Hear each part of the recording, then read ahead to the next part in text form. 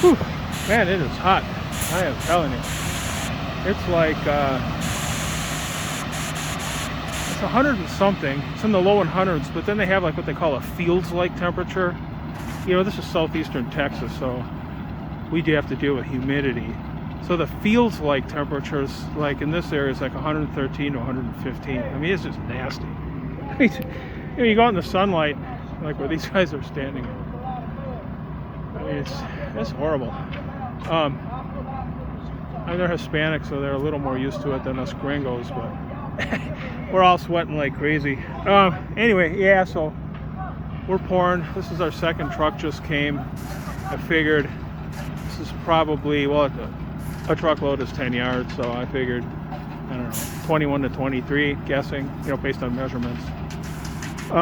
Anyway, yeah, so we got the foundations almost poured out, but then the second truck, the foundation takes a little time. I mean, this is like an hour because we got to use the concrete buggy over there, got a buggy it poured in, you know, so it's a little bit slower than this flat work.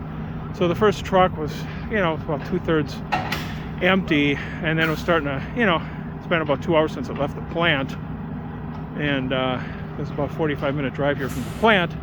So it's coming up on 2 hours on the truck, so they're like, well, let's just pour it out with the flat work. And then the other truck, the second truck came. The concrete guys ordered the second truck a little soon. I would have waited, but anyway, they did the order. I pay for it, but they do the ordering. You know, they tell the guys when to come. So the second truck was waiting, so they just poured out the rest of the first truck. So we didn't finish. We got the foundation, I think, from about here, and then this little part of this little area here. That's what's left to pour in the foundation, because it doesn't matter, it's all covered up, right? So the house sits on top of it. So they had to pour out the rest of the first load, what was left in there, just to get it out of the truck. You know, so he's taken off, he's washed, he's taken off, and then now this guy's out here, and they can shoot a lot of this. So they were able to come in from the side here and shoot this, so we don't have to use the buggy. And then this is a little road here. It is paved. It's a little lane. It doesn't really have a name, but it services this lot and this lot over here. In other words, I could have built this house facing this road or the lane. I prefer the lane because the house is a little more private now. Anyway, yeah, so I digress. Anyway, so they'll come in here and then they'll shoot this and get most of it out of the truck. And then this is out in the sunlight here, so this is going to set up quick. But, you know, and I kind of help with the buggy stuff. I mean, I've got the trowel, or it's called a mag, and I take and kind of float this out. I set all the bolts.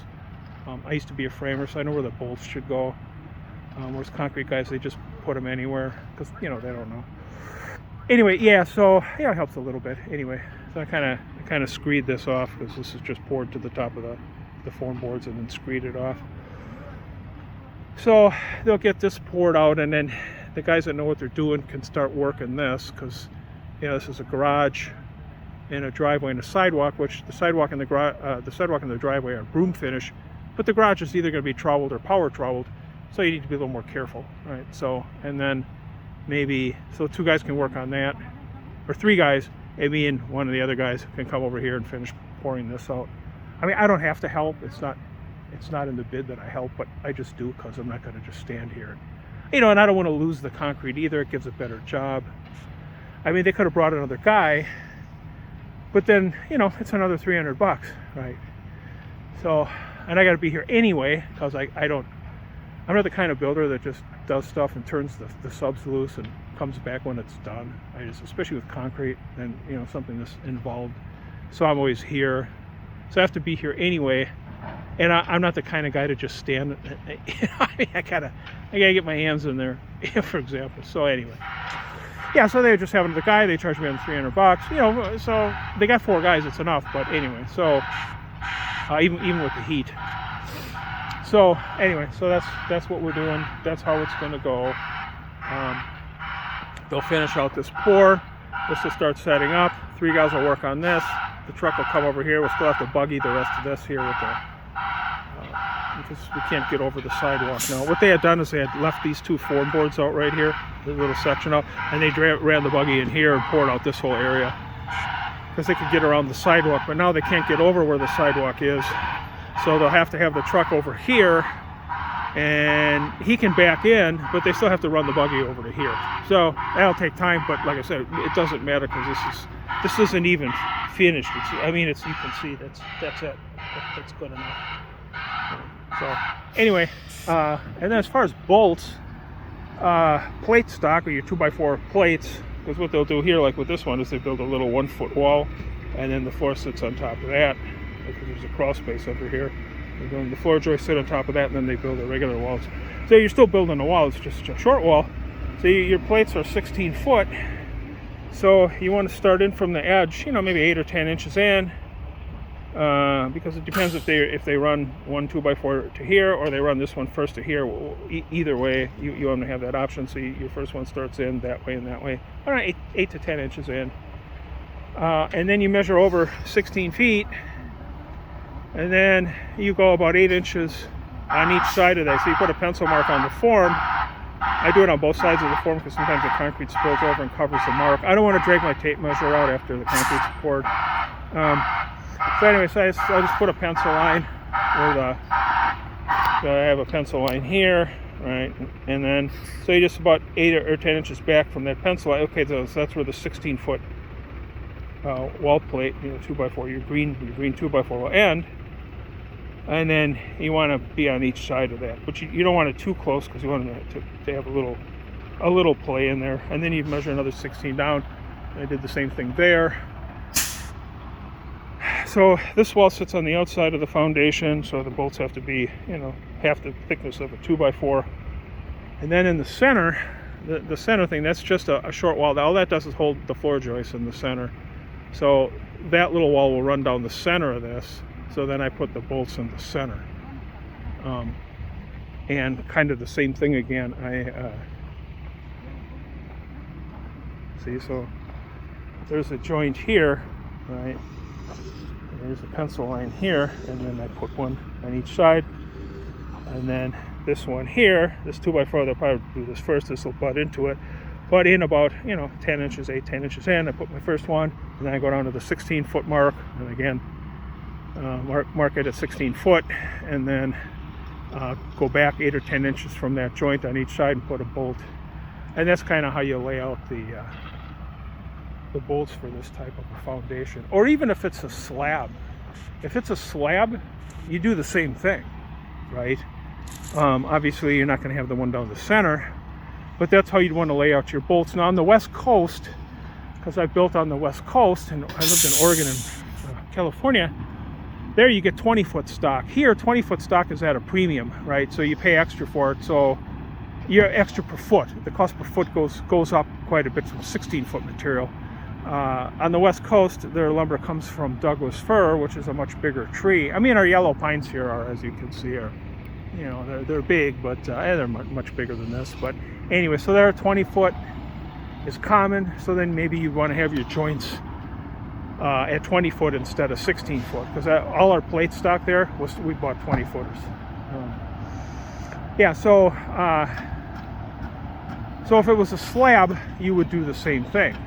Right, so the slab, you figure out where your plates are, and then you also want to figure out where your doors are, because you don't want to put a bolt where your doors are. Now this is a raised floor, so it doesn't matter, but if I have a sliding glass door or just a regular entry door, you want to make sure there's no bolt there. So you want to have your floor plan with you, and you want to mark out. I mean, concrete guys should do that, but a lot of people should do a lot of things. I mean, some concrete guys are that conscientious, but as a general rule, they're not. They're certainly not looking for doorways. I mean, you can tell them, hey, I don't want anything where the doorways are, because all you're going to end up doing is cutting the bolt off, and then it's not helping anything. And that bolt might make you fail inspection. For example, see, there's no inspections here. There's private inspection, but there's no government. There's no permits, and you don't need permits here. Only if you're building in certain cities, and there's no inspections. It's kind of nice, especially after living in California, where it takes 6 months to get a building permit. It costs you 35-40 grand for starters, and that was, that was back in 2006, 2007. I don't even know what it is anymore over there. But anyway, yeah. So we don't have that here, but everybody does things right here, so it's not like, okay, there's no inspection, so we're gonna cheat on everything. I mean, the average builder doesn't do that. I mean, not that I've ever seen anyway. As you can see, our houses aren't collapsing because we don't have inspection. So anyway, yeah, so that's kind of how you want to lay your bolts out. You want to think about how long is your plate stock. Are you using 16s or 20s? And then where are your joints going to be on your plate stock? And where are doors going to be if you're building slab on grade? And anything else that might come into it, that you might want to think about. So that's kind of it. I mean, I covered the other part of the foundation, the formwork, on another video. So this is just kind of a quickie, just to mostly to cover bolt spacing. It's something you got to know. You should know anyway. Okay, I'm gonna get back to work. Got to help these guys. Oh, check out my channel too. I've got like and subscribe and all that stuff, the usual routine. But I got all kinds of stuff on how to build a house, all the different stages, framing, plumbing, electrical, the whole shot. Well, I did a lot of the work myself. So if you want to learn all that different kind of stuff, all this kind of explaining, kind of like I'm doing now. Now I usually do the foundation, the formwork, and then I hire guys to do the pour. I don't have time. I got a couple of these going on. I got my house going on, so I hired the whole thing done. Same guys. I just had them do all the formwork. Anyway, yeah. So check it. If you want to learn stuff, because I kind of what I do is I do the work and then I explain what I did, why I did it, how I did it, all the little tricks to the trade that other people don't cover. I don't really have videos of me doing work because I don't think you can really learn anything from that. There's thousands of videos on YouTube showing people cutting boards, and I think I got one or two of me lifting walls up because my wife was recording it, using wall jacks to lift walls up.